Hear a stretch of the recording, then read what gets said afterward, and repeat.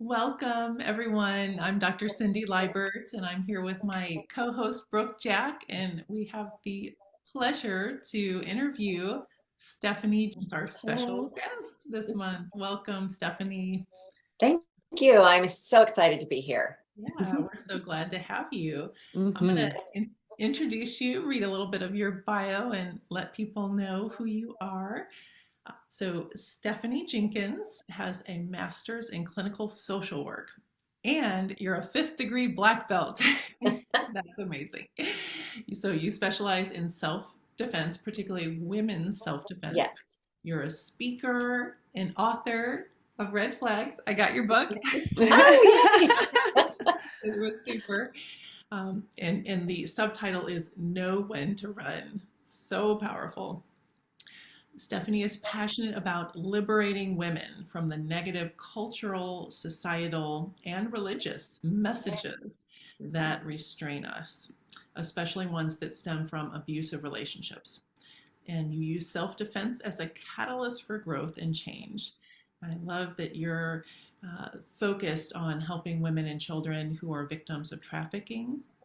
And you get to travel both domestically and internationally to teach women self-defense, particularly at-risk women's groups. So that's just amazing. We're really thrilled to have you here. You've got a powerful story, journey, health-wise, ministry-wise. Just it's amazing how God is working in your life. And we'll delve into your story a little bit later and your beautiful mission with this ministry and business that you have.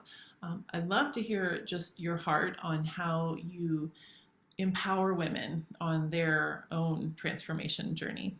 You could share with us. Would love to. Thank you so much. Again, thank you for inviting me to be on this podcast. I'm super excited to share all of that with you all. So, tell us a little bit more about how you empower women in their journey. So, every woman has a different journey, of course, and they get stuck in different ways. Some it might be financial, some it's through relationships, some it's food, body image. There's just a whole myriad of ways that women will get stuck and not be able to live to their full potential. It starts from when they're very young with the subtle messages, with it's just constant in TV, and I hear it, the things that teachers might say in school, just everywhere, all around them, just these little messages that just bring them down. Mhm. So I actually have many ways that I try to empower women, but I start with the self-defense, because that being at their core, the feeling of security is so important for women. And when they walk around with this fear, the fear of, and they listen to the news, oh, I could be attacked, this could happen to me, that kind of squelches them, minimizes them. So by teaching them self-defense, that is the start of that empowerment. And then from there, like on my website, if you join my community group, then I will have like a master class every month, different information that'll come out regularly on different topics through a blog, through, just different avenues on many different ways that women can become empowered. But again, the start of that is really the self-defense.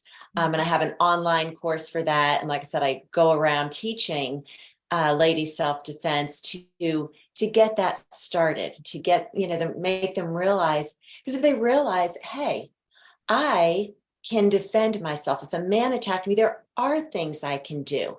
And once they grasp that bit of knowledge, then it transfers into other areas. Oh, well, I can do this and I can do that.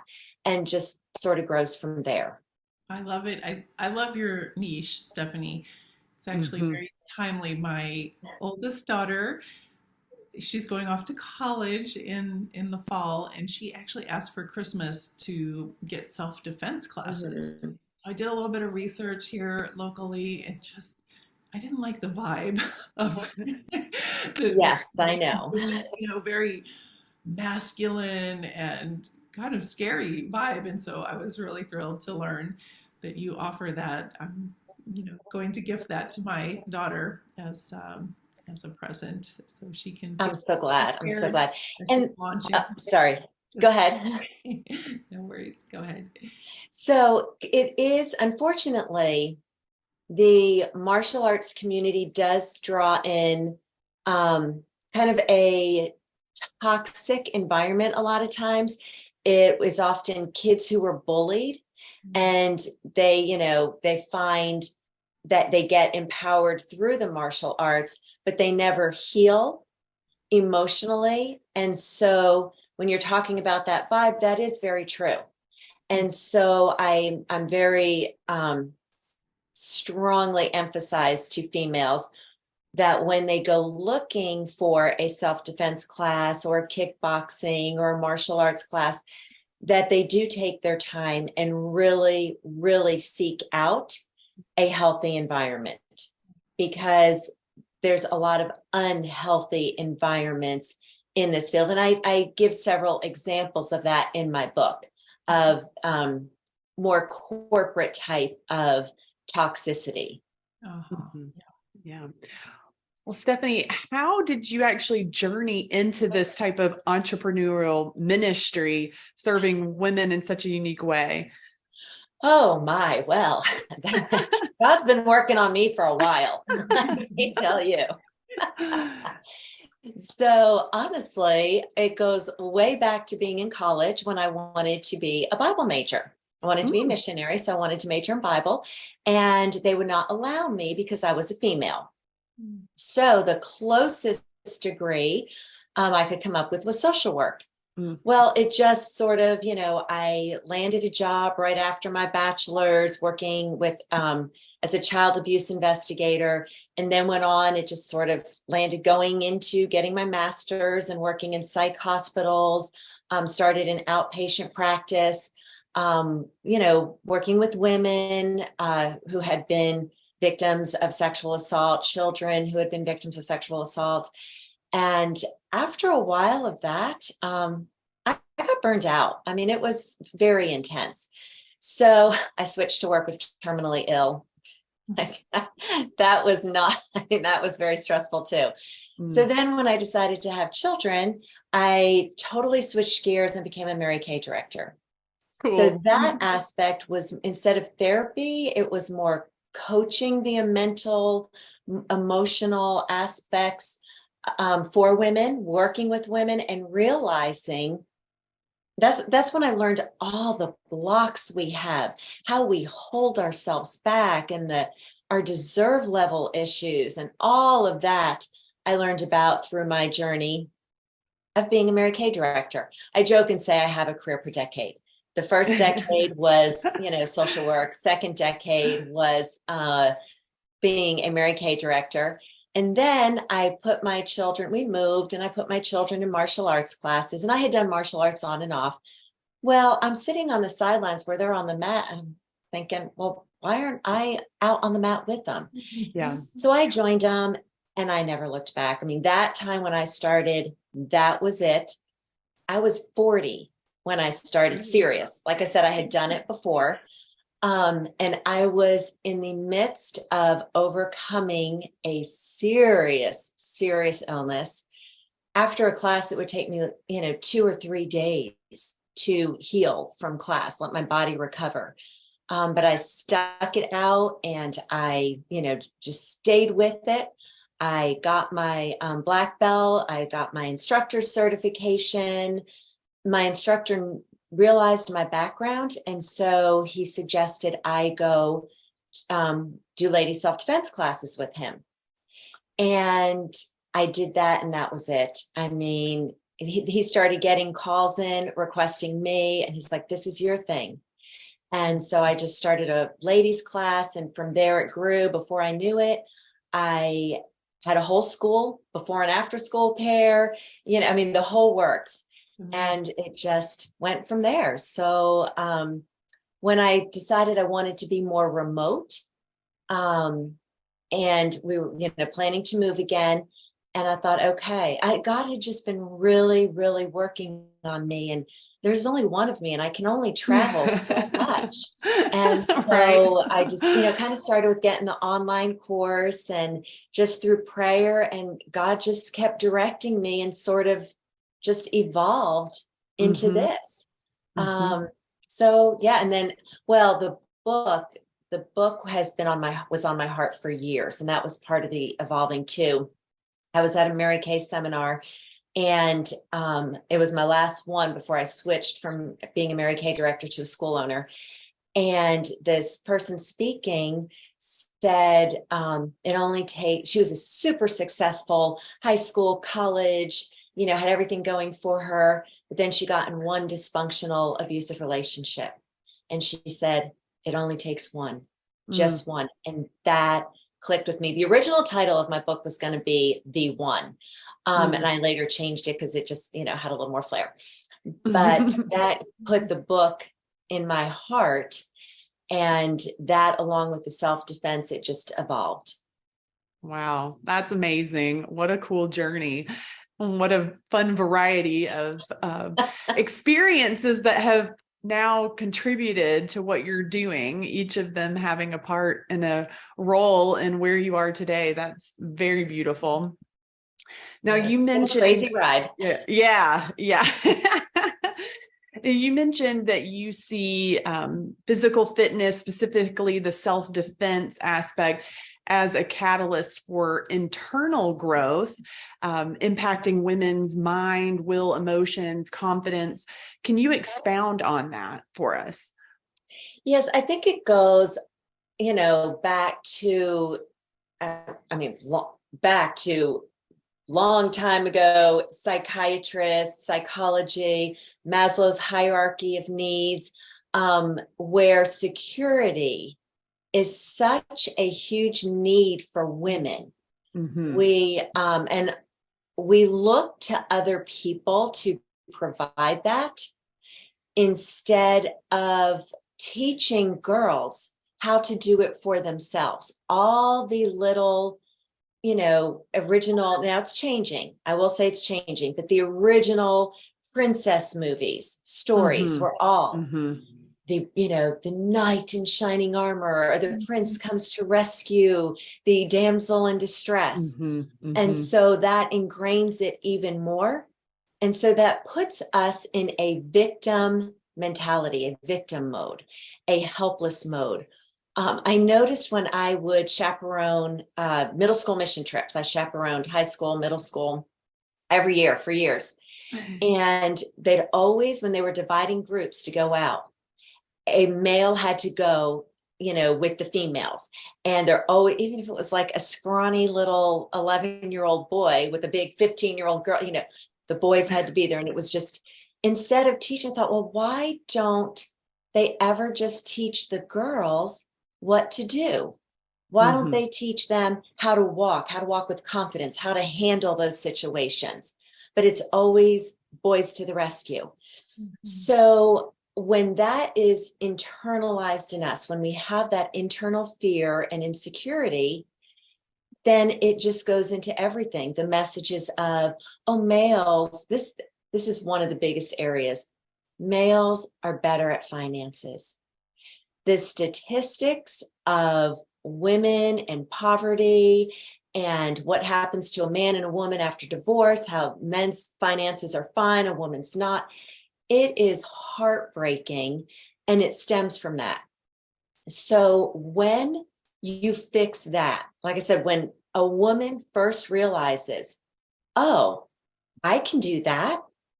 And even to this day, it wasn't that long ago, I learned a new move. It's called a Kumbala. And within a second, it's just boom. And you have the guy down on the ground in an arm bar, ready to strike him.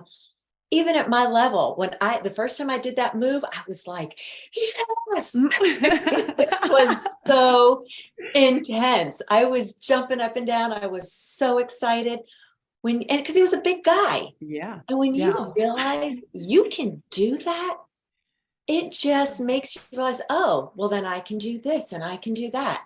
And it's this catalyst into all these other areas. It's phenomenal.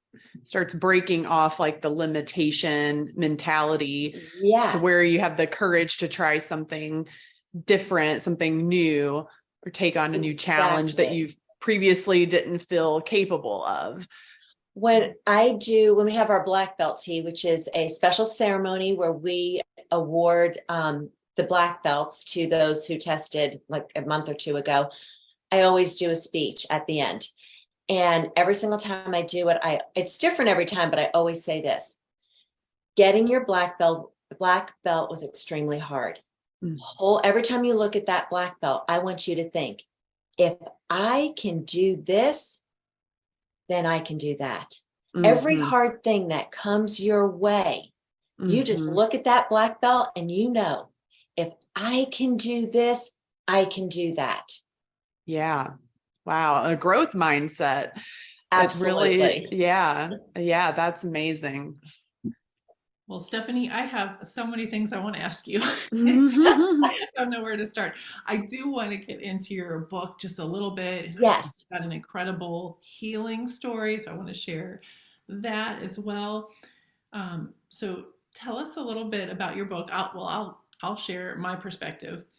I immediately, when I met you and learned what you wrote, I bought it because I Oh, have two dear friends that have been victims of scorpions, you call them in mhm. the book. And I liked how you use that just framework for talking about men that may have narcissistic tendencies or controlling, abusive natures. And it was very heartbreaking to watch my two friends get Yes, entangled it with is. that. And I love that this is sort of a guidebook for women that either are in the midst of dealing with a relationship like that and trying to figure out how to extract themselves. And then also how for women and younger girls, how to prevent getting involved with a scorpion. So I'd love to just hear the background, what motivated you to write the book and just share anything you like about that. So as I was saying about the Mary Kay seminar, when she said that one relationship, and I started thinking back, what if the one relationship for me had never happened? What if I knew what to look for before that relationship happened? What if all people knew what to look for? And immediately the book was born in my heart. And for years, I would just, it was in there and it just, a lot of time, let me just say, I have a lot of ideas that come and go and all kinds of stuff. And so I wanted to sit on it for a while, and I sat on it for way too long, but all in God's timing. So it never went away. It never went away. And it just kept at me and kept at me. And so little by little, I think of something, oh, I want to put that in my book. So I type it out. And then I think of something, it might be a month later. And I just kept gathering all these thoughts. And then I went old school. I mean, I printed them all out. I had paper all over the floor in my office and just arranging it all. And I actually wrote the book the complete opposite of how you're supposed to do. You get your title, you get your outline, then you do no, not me. I did the content, the outline, the title, complete opposite. And it got to the point where, and I needed to do a lot of healing before I could adequately write the book also. Mhm. So I think that's also why it was such a long journey. But again, all God's timing. And when I was ready, then it was kind of like, okay, time to get this done. And by that time, I was kind of sick of it. I was like, oh my goodness, I had been working on this for so long. And there was such a huge learning curve on how to put it all in format. And oh my goodness. So finally, I'm just like, it's done. It's done. I can't reread it one more time because every time I read it, it was like traumatizing. So I'm like, it's done. And I put it out there and I thought, it's not good. It's not good. And so I didn't market it. I didn't do anything. And then I realized, I had one of those God just really hit me moments. I'm like, all that good information for women, and it's just sitting there, and women aren't getting it. So, and I was going to a speaking engagement, and I thought, all right, it's time. And I prayed. I said, God, this is not about me. This is about you and healing your daughters.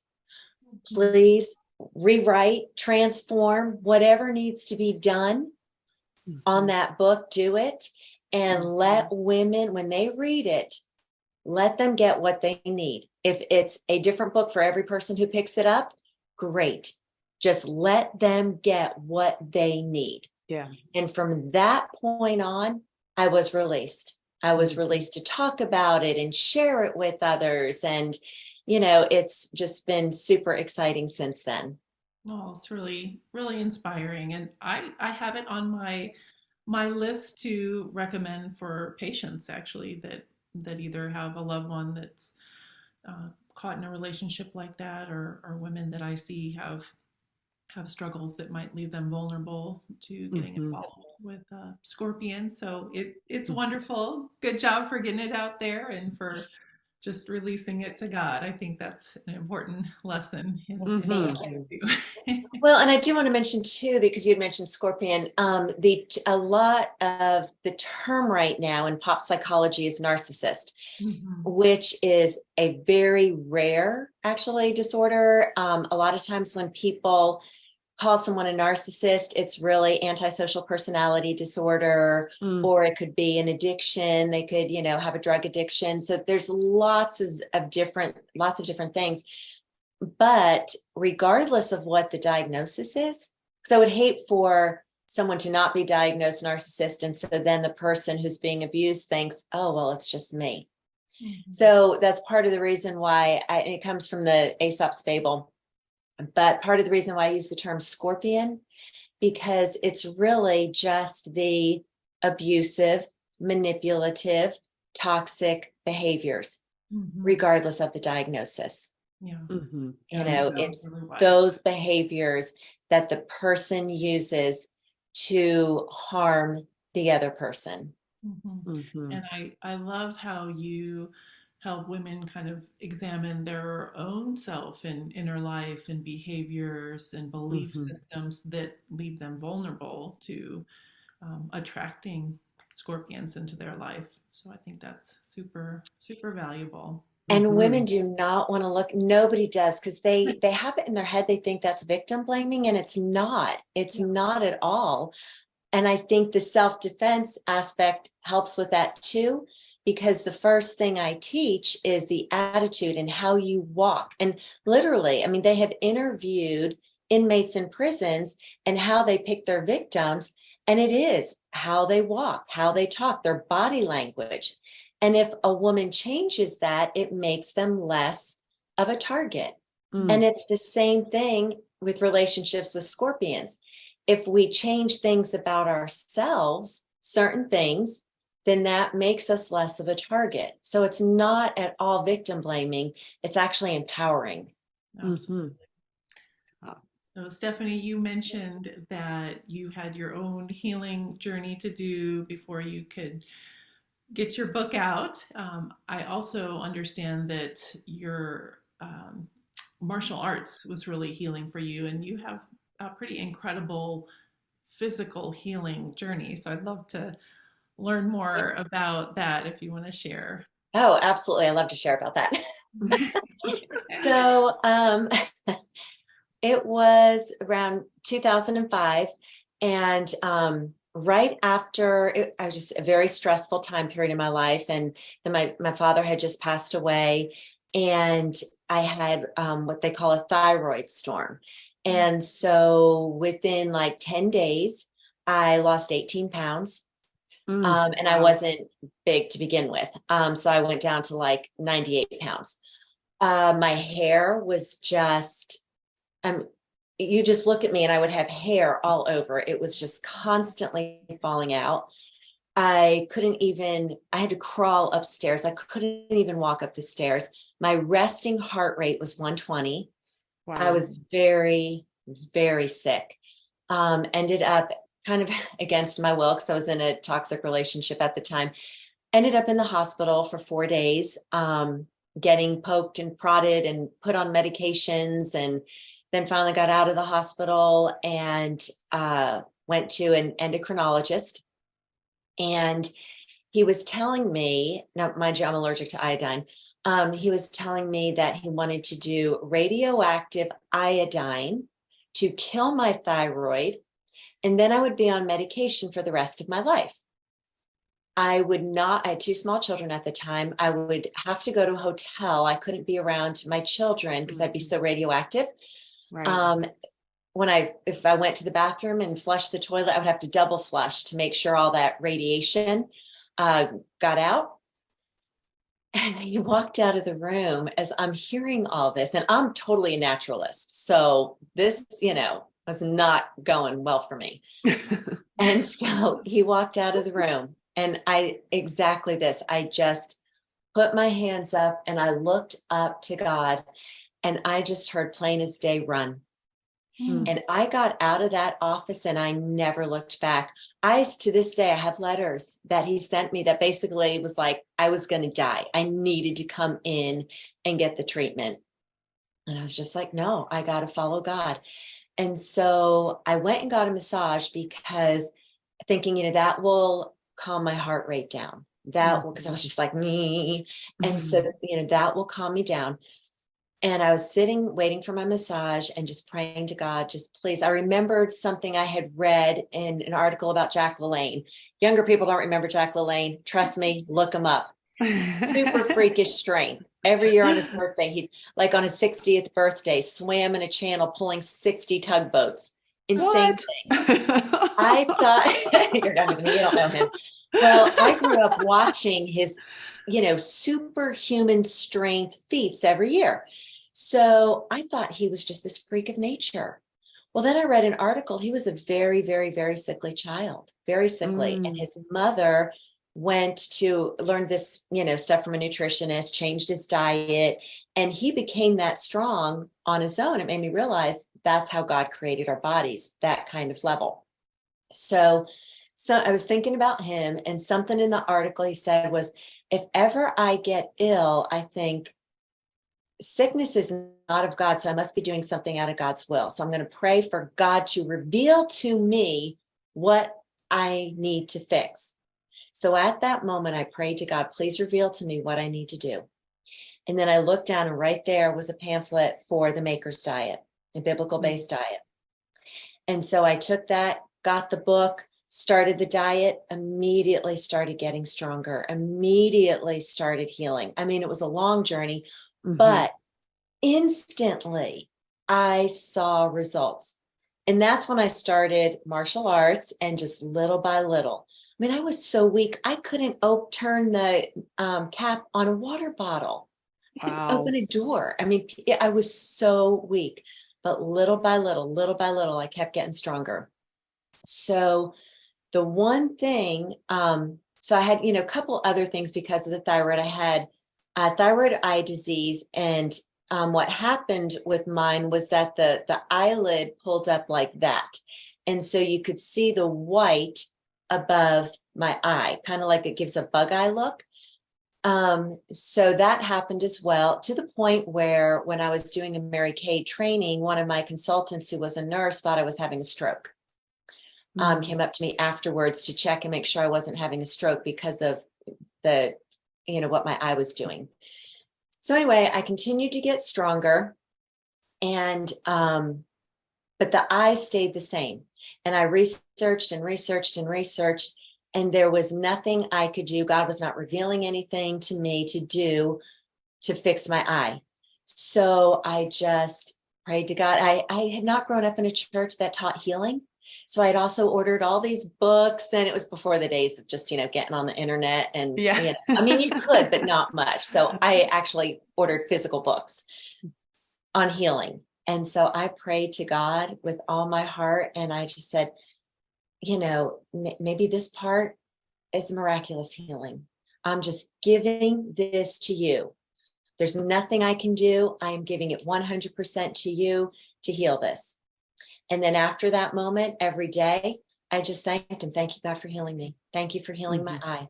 And I said that every day. And one day I looked in the mirror and it was all better. Amazing. And there is no healing for that but surgery. There is none. And I just looked in the mirror and I was going, it was better. It was better. So awesome. Super, super exciting. So I actually got to experience both. I experienced miraculous healing, and I experienced the healing that comes from God revealing to me what I need to do to fix it, what I need to do to be in his plan to make my health better. Yeah. So I had an affirmation every day. I'd say, I'm the vision of health. I'm the vision of health.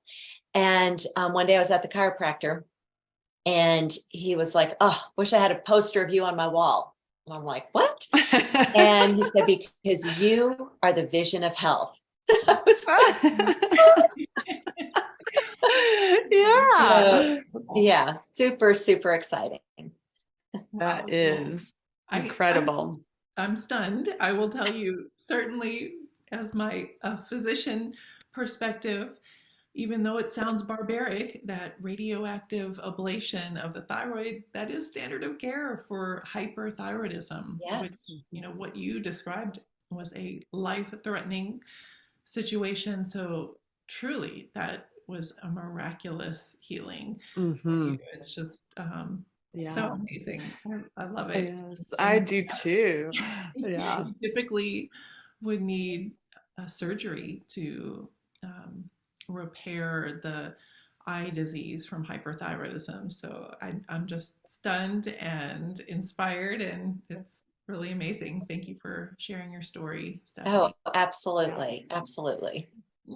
And I'm also just amazed and inspired by your business and entrepreneurial history of all the various stages, each decade of your life, and transitioning into an online entrepreneur with your membership groups and completing your book. That is a momentous accomplishment. So I'd love if you would share with our listeners tips. Give us 3 tips for starting, running, or growing ministry and business. Absolutely. Well, hands down, I mean, number one, of course, is taking God as your partner. A lot of people say that, but actually really, truly doing it. So I'm going to combine this with my second tip, which is my morning routine. Having that morning routine is absolutely critical, your power hour. So in my power hour, I first read my Bible. First, I get my coffee. Which I've transitioned to mushroom coffee. So at least I'm getting some nourishment. Get my coffee. And then I get in my, special space, and I read my Bible, and then prayer journal. And in my journal, I call it my reveal journal. And I specifically ask, amongst other things, but I specifically ask God to reveal to me, I may have something specific I need, and I get really, really detailed. Down to the minuscule things of life. But reveal to me the direction he wants me to go, the path. That's how I started out, very broad, where do you want my ministry to go? What do you want me to do? Things like that. Now I ask to reveal, I need nightstands and let me tell you, he makes divine appointments with every request. It is so incredible. But just really, truly giving it to God. Every single little aspect. I was talking about the learning curve. Oh my goodness, it was exhausting. And when I learned to just say, God, I totally don't know how to do this. Can you please reveal to me, help? Who do I go to? What is the, and he just answers and Mhm. gives me all Mhm. of that. And oh my goodness, does it make it easier? Yeah. So much easier. So that would be absolutely first and foremost is to get out of the way. Stop trying to do everything yourself. Stop trying to be a control freak and just give it to God. Right? He's Mhm. like way smarter than us. Yeah. So makes so much more sense to give it to him. Yeah. And then the second thing would be definitely that morning routine. Every single morning, we need to renew our mind, refocus, put everything in perspective. If we just get up and start going, we're Mhm. just going to, I don't know if a lot of moms, especially women who have been moms and older in life, we're like, and creatives are even worse. We're all over the place, all over the place. So Yep. getting, we're getting Guilty. back. Um, so we can get distracted so easily. And so really having that morning routine so after I do my prayer and Bible reading prayer, then I have my journal, which I kind of do a modified miracle morning. I think that's Hal Elrod, is he the miracle morning? Anyway, he does 7 days a week. I don't do that. Day 7, you give it all to God. But 6 days a week I do this, and I go through my affirmations and visualization and things like that, just really reaffirming what I'm doing, and read some educational, like right now I'm reading, I love Barbara Stanny's stuff for financial. So I'm reading some of her books, but every morning, just a page or two, write some things. So that's the personal growth aspect. And it just gets you focused in the right direction. And so therefore your work for the rest of the day is so much better. By the end of the day, we're probably off track again. So that's why you need to go ahead and do it every single morning. Um, and my third tip would be, I kind of mentioned this in my second, don't get distracted. Oh my goodness, it is so easy. It is so easy. And we don't even realize it because we're thinking what we're doing is good. Mhm. And we're never getting distracted with something bad. It's always a good or better, better and best. Mhm. And the enemy knows that. And he will Mhm. distract us with busyness or put in our head things that, oh, we start feeling guilty. Oh, well, I need to be doing that over here. And oh, I need to be doing that over here. And let me tell you, I am the master. I've learned this through Mary Kay, the master of planning. And I can get done by 10 o'clock in the morning what most people can, takes 2 days to get done. Mhm. Mm. But that is actually a distraction. Mm. That busyness keeps me exhausted and stressed and not able to do what is the most important. We get Mhm. focused on the little stuff that needs to get done. We get focused on the urgent. Yeah. We get focused on what our guilt and old messages tell us we need to be doing, but we're not focused on what God's designed for us in our ministry. We don't stay focused on that. Mhm. So not allowing yourself to be distracted. That would be my third tip. Mm, I love it. So, Yeah. Those are number great one, tips. give it all to God. Mhm. Mhm. Take him Um, as your partner that's Yep. right. in the And journey. Yep.